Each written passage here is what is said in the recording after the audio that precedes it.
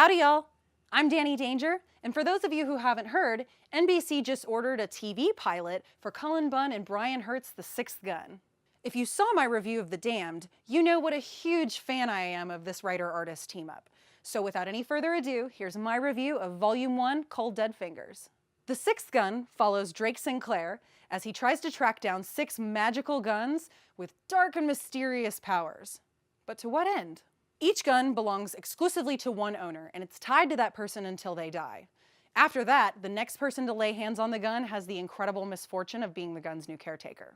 4 of the guns are owned by 4 dastardly, terrifying riders whose faces and souls have been warped by the evil of the guns. One of the guns belongs to the incredibly youthful and vicious Widow Hume, who's one of my favorite characters in this whole book. I'd like to see her, membership card to the Elizabeth Bathory fan club. Woo, eternal youth! The 6th and final gun is supposedly owned by her bloodthirsty, albeit dead husband, General Hume. But he doesn't actually own it. Then who does? Ding ding ding! The lucky winner, Rebecca Moncrief, who inherits the gun from her father after he's killed. Together, she and Drake Sinclair survive a pretty nasty Pinkerton attack and set off on a journey to keep the guns safe. Or do they?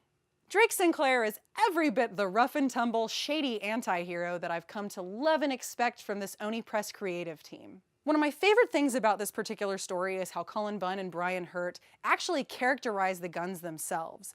Between the effects that they have on their owners and the flashbacks that Becky gets from the memories of the 6th gun, you definitely walk away from this book with a feeling like the guns are actually characters in the story. I love Brian Hurtt's artwork in this book. Just like in The Damned, the man does creepy and he does it in exquisite detail. And this one's in color.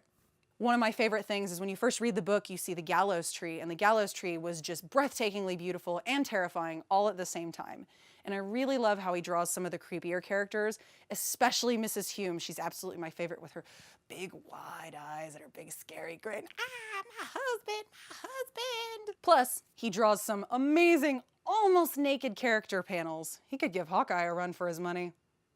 I am so excited for this pilot, and I really hope the TV series gets picked up.